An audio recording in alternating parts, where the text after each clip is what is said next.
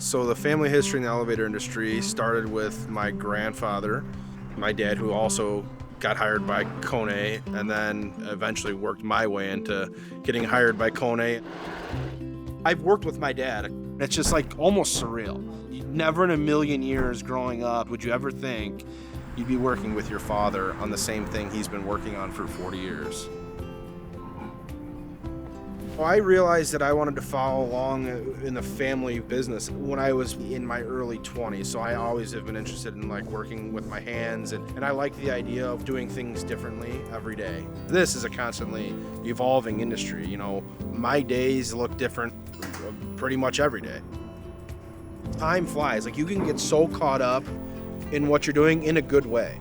You know, you're just in the zone because you've been so involved in what you're doing and figuring out, and that is the beauty of modernization, right? It's like everything's not laid out for you perfectly.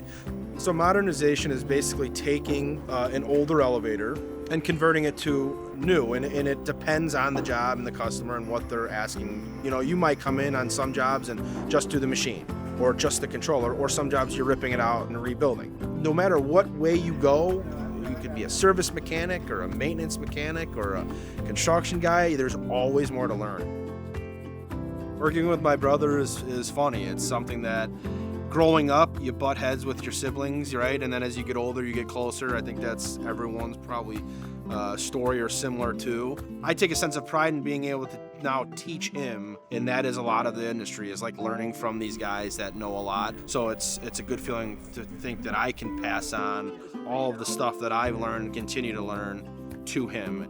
I mean, that's it right there. If there was a fourth generation and wanted to get in this industry, then I would absolutely want them to work for Kone. Then that's the truth, so.